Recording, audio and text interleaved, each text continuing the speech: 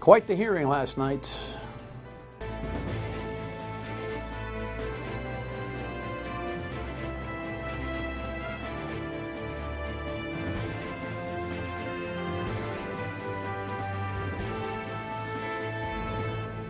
The Dan York State of Mind program is brought to you in part by Lookout Rhode Island and Taco Comfort Solutions. Actually, it started at 10. They keep saying it's a 7-hour hearing. Well, they took a 2-hour break. I know this because on the radio, I had to try to figure out whether or not we were going to get it in or not, and it ended at about 5 o'clock-ish, 5:30, with some actual really provocative post-hearing conversation, which we'll get to over the course of the program. No doubt. Welcome in. Nice to have you. Timothy Edgar is back, thankfully. He's going to be able to take a look at, he's a security guy. He understands the politics of security, and security is a lot about what we're talking about here. The security of the nation, I think, is really in play on two fronts. The investigations that are going on and Michael Cohen's testimony yesterday reflecting on that, which will be most of our theme this evening. And then Tim is going to stick around for tomorrow night's show, and we'll talk about North Korea in depth, because clearly that didn't go the way the president had expected it to, although my instinct is that he may have been disciplined this time around, or was convinced to be so. So we'll see what our expert thinks about that. Thank you for tuning in. Let's just cover a couple of things that are happening locally. The Warwick State of the City address by Mayor Solomon last night, the first ever. Some people thought it was an emergency to call this State of the City address. Clearly the people who live in Warwick didn't. I mean, he did it at Vets Auditorium at the high school, and the sprinkling of people who spread all the way through the auditorium showed how few people in Warwick really see how important some things with their finances are. They always figure it out when they get the bill. It's always when they get the bill. And they say, how come you didn't tell us? In the meantime, citizen watchdog Rob Cody, who was here earlier this week, who's brought us 4 schemes so far about firefighter budget problems and what he says are misspending, was here kind of previewing the emergency earlier this week. The City of Warwick sent out a press release suggesting a State of the City address will be happening on Wednesday. From your knowledge, so it's not an emergency session. It's about finances, the state of the finances of the City of Warwick. Which you think is an emergency, I know. No question about it. But is the State of the City a regular thing in the City of Warwick? I've never seen it. They've never done a State of the City address? Not to my knowledge. Warwick's first State of the City. It is. Anita's telling me it's Warwick's first ever State of the City address. So you would characterize it as emergent. I know how to read a budget. It's an emergency. Okay, so the emergency is multiple-fold. I guess there's a $12 million deficit in the City of Warwick, which is problematic. The school system is looking for at least that much to cure their own budget deficit. And the schemes in the firefighter category, which Mr. Cody has brought to the table and which may have incited an FBI investigation, were a serious matter for the mayor last night. Shortly after I took office, 2 more issues related to fire collective bargaining agreements came to light. The first side agreement regarding sick time payouts entered into by the former union president and fire chief took effect in 2013 without council approval or ratification. A second issue was then brought to light regarding the discrepancy on how unused vacation time was calculated for payout. The calculation that the fire department has been using was more generous than what was ratified by the city council. Once these issues were reported to me, I immediately halted these practices. I am not pointing the finger at former Mayor Avedisian or anyone else at this point. Many times in an administration, you rely on members of your administration and the information they provide to you. If you did not knowingly know about these activities, then I'm not going to cast a negative shadow on anyone. This is a classic guy who wants to be great and is as mediocre as it gets, this mayor. He wants to do the right things. He wants to identify what's going on. He leaked that the FBI investigation was happening and said, don't ask me, I don't know anything about it. He doesn't want to cast any aspersions on the former administration. Last I checked, if you're the boss and your people are doing some things they shouldn't be doing, you're probably responsible for that. This guy is the perfection of toe in the water leadership. Now, he is perfectly welcome to come here so I can say it to him, because I'd love to. Maybe it'll be a pivotal moment for him. Instead, his city council president is scheduled, I think, to join us on Monday to talk about some of these matters. That place is in trouble, and he has got to step up. In the meantime, the governor has suggested that she would like to take power back from the General Assembly so that she can give her people raises when she thinks they are necessary. To be honest with you, I don't really have a big problem with this. There's got to be some oversight and control. There already is with the General Assembly. But she has put in raises 3 department heads, secretaries, who she thinks, and based on the comps, probably true, are underpaid via same jobs in Mass, Connecticut, New York. The Journal has an obsessive interest in salaries. If somebody gets a $5 raise around here and it's on the front page of the Journal, it's almost as if, and Kathy Gregg is a terrific reporter, the State House reporter, but it's kind of a culture there. Anybody who gets a raise in public life is a front page villain, or anybody who asks for one is a front page villain. Here's what the problem is. What we don't have is a solution for the systemic budget problems that Rhode Island has. I don't think they'll be affected one way or the other by 15 grand here or 20 grand there for a secretariat that's underpaid in Rhode Island versus Massachusetts. If we continue to pay public leaders, bureaucrats, less than their counterparts, we will get monkeys. That's what happens when you pay peanuts. Headline here from Michael Cohen's exercise. Quite the event, no doubt. Here's a summary of the reaction, including the president's.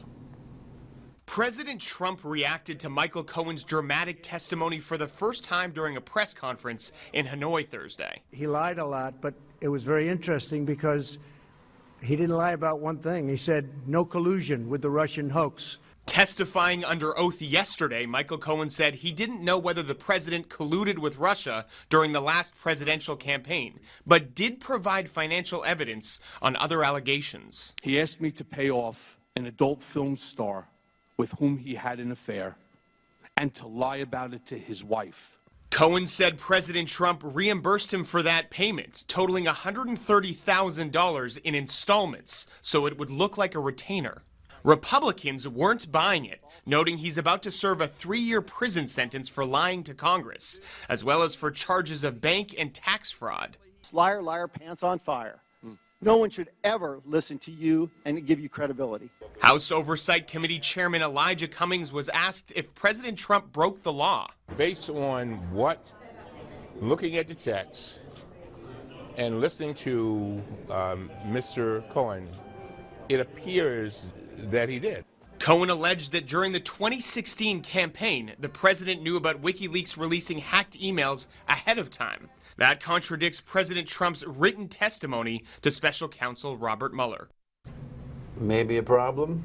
I don't know. What do you think, Professor Edgar? On the WikiLeaks issue, I think there are real issues around collusion, as he calls it. I mean, there's no such crime as collusion, but there are a bunch of criminal theories around when you can be guilty of something somebody else is doing. You can be part of a conspiracy, you can be an accomplice, you can even be the head of a racketeering enterprise.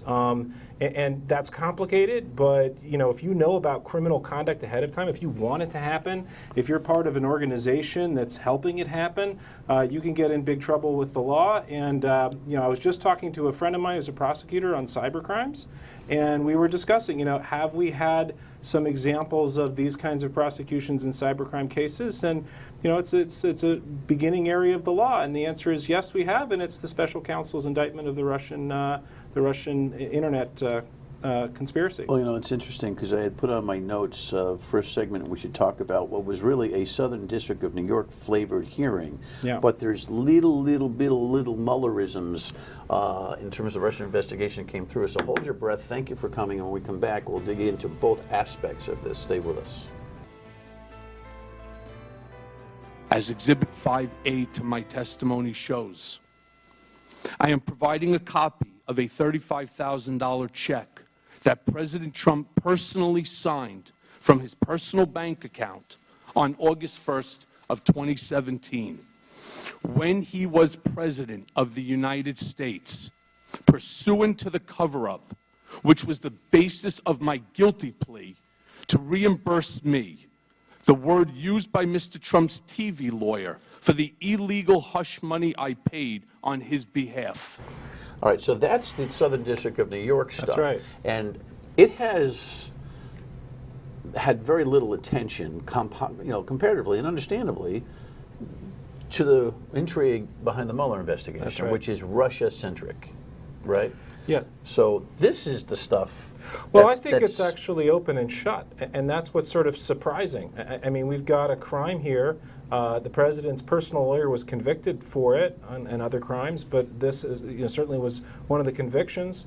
And the president told him to do it knowingly. I don't really. It seems open and shut that he violated that law. Well, what's going to be interesting is whether. Well, listen, the Justice Department has a policy they're at least abiding by now, which is that you don't indict the sitting president. That's right. And campaign finance reform is not necessarily something on its own that we would see result in impeach or jail fine.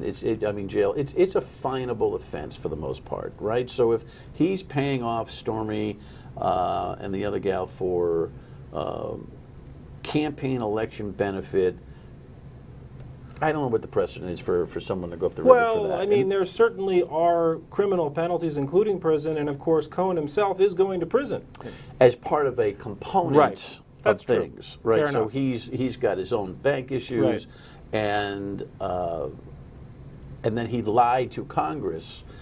He got caught in this web. Right. He lied about the predicate counts. Right. No one else has come to lie to Congress about it, so he's first in and he's jammed up. Well, I think one of the reasons the Republicans were so ineffective and frankly embarrassing is that the public understands this. I mean, you flip somebody who's high up in a corrupt organization, they're not going to be very pretty. They're going to be people who've committed crimes, people who've told lies, people who've done all sorts of terrible things. But you need somebody on the inside to tell you what's going on. It's not like we don't know that. We understand that. That's why we don't just trust what Michael Cohen has to say.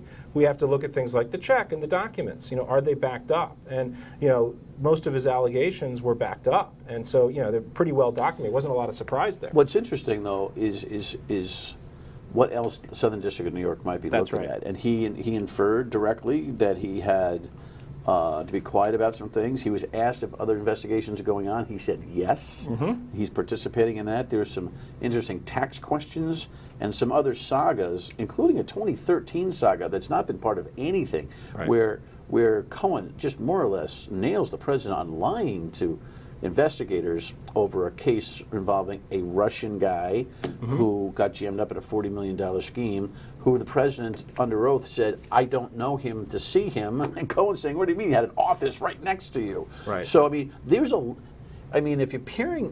pulling that whole thing apart, there were nearly a dozen stuff like sagas that came out of that testimony. I think that's right. And when that Southern District of New York would want. That's what I'm saying, Sure. No, I mean, one of the things that has been the strength of the Mueller investigation is that very much unlike Ken Starr, he's been pushing things off to other prosecutors. Delegating. Yeah, instead of taking everything on, he delegates to other prosecutors. So even if he goes away, even if he's fired or he just wraps up his case, there's a whole bunch of other little investigations going on. I think the president didn't really understand that the Justice Department investigates crimes, whether there's a special prosecutor or not. If there's no special prosecutor, they're just going to give it to some other prosecutor. And unless he's prepared to fire every prosecutor in the United States, there's someone who's going to be looking at criminal conduct that is a serious crime. Do you think that we're going to be in a situation here where the Southern District stuff supersedes the Mueller stuff?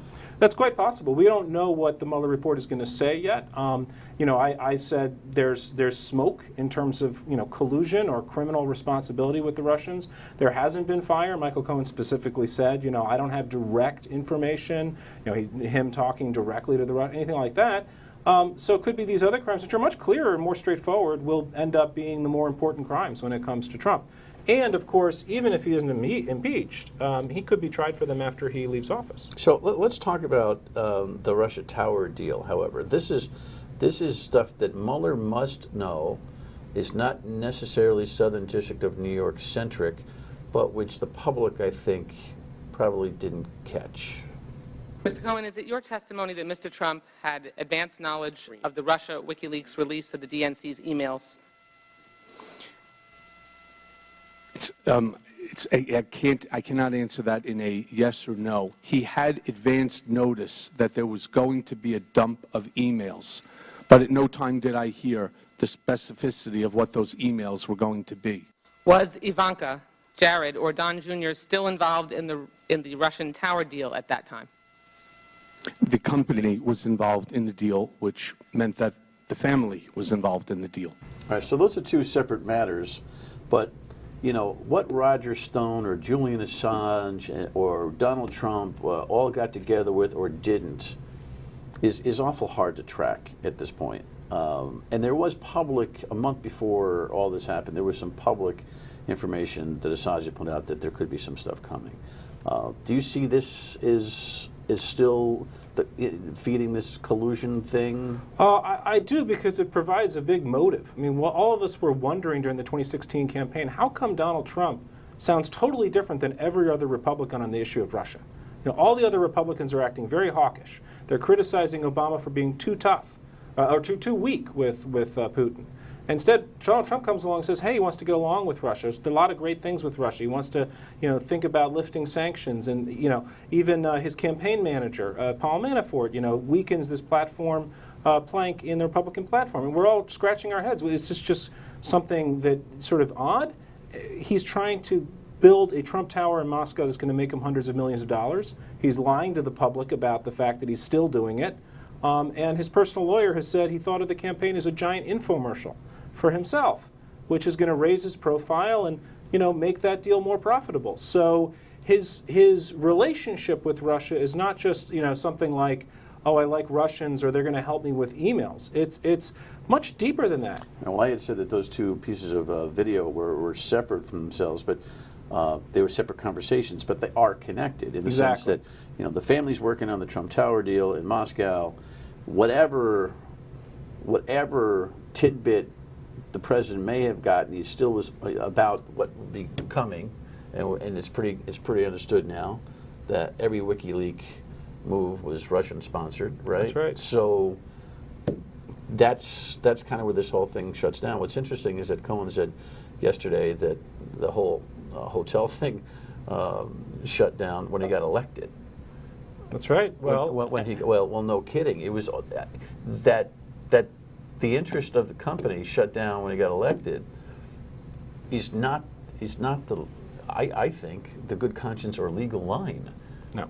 You're running for the presidency. That's exactly you should be running for the presidency with an intent to win and be the president. So you shouldn't be comporting yourself in a way that would put you in a conflict of interest while you're running for the presidency. So, like a lot of other things with impeachment, there are different opinions about this, but most scholars would say if you commit corrupt and illegal acts on your way to get the presidency, that makes you impeachable while in office. Of course, we have this testimony from Cohen that some of this behavior continued while he was in office. I was just thinking, the Constitution says treason, bribery, or other high crimes and misdemeanors, and it seems like we're getting close to having the trifecta here. Yeah. Can we fire up the liar, liar, pants on fire one more time, though? Can we talk about how the Republicans manage this situation, please? Over and over again, we want to have trust. It's built on the premise that we're truthful, that we come forward. But there's no truth with you whatsoever. That's why that's important to you, to look up here and look at the old adage that our moms taught us, liar, liar, pants on fire. No one should ever listen to you and give you credibility. Do they know what RICO is? It's embarrassing to the institution of the House of Representatives that somebody thought it would be okay to put up a giant picture of a witness with, a juvenile taunt on it. Obviously Michael Cohen has you got one of those smartwatches. Yeah, nice. Sorry about that. That's a good one. Obviously Michael Cohen has like any other flipped witness, has had these problems. But I just thought, they reduced themselves, to the level of someone sort of defending somebody using anything that they could come up with. Well, they didn't do any defending of the president. All they did was target the credibility of. That's right. And a little bit of that, get it, but no probing, no trying to box him up really on matters other than a couple of forms and some banking relationships that I'm sure will work itself out.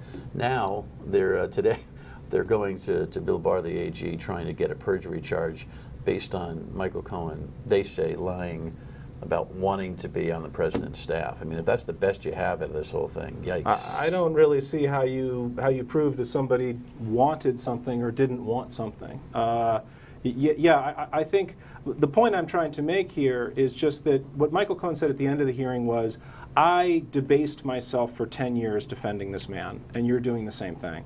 And I thought that was clear. When we come back, a little tidbit on how this may have impacted the North Korean situation, if any. Stay with us. So obviously, this is the other thing. The one thing that I was concerned with, and I'm surprised that Chairman Elijah Cummings didn't see the big picture here. I criticized the Democrats yesterday, and I still believe this is true. The timing of this hearing was unnecessary. It doesn't matter if the president was, if what the White House was trying to gauge, okay, Cohen's coming, let's try to time this North Korean thing. Even if they were doing that, the country deserves focus on international foreign relations. If you don't like what the president's doing, fine, but at least it deserves its exclusive focus. Do you agree with me? They didn't have to run this hearing simultaneous with the trip to Vietnam. The only thing I would be worried about is if that would continue in a way that was designed to interfere with the Congress's oversight role. I mean, in general, I agree that we need to focus on ensuring that whatever problems we have with the president, that he's able to conduct our foreign policy, and that's important. Because he's distractible. That is true. I was thinking, and he spent middle of the nights watching this thing. They were 12 hours ahead. All of a sudden, now they're breaking up. Well, that's he on and Kim Jong-un. That's on weird. him, I think, not on the Democrats. If you think about Bill Clinton during the Monica Lewinsky situation, one of the things people admired about him was his ability to continue to do his job as president, which is something that this president doesn't seem to have in terms of his focus. Yeah, and by the way, when the president said that Cohen said no collusion, Cohen never said no collusion. Certainly didn't say Cohen that. said he didn't know about any of the issues that might be tied to collusion that were asked about during that hearing. Well, actually, he provided additional evidence of collusion. It's just that it wasn't, a smoking gun. It was more smoke. Right, got it. All right, Tim is going to join us for the tomorrow night show on North Korea. I'll have a final thought when we come back.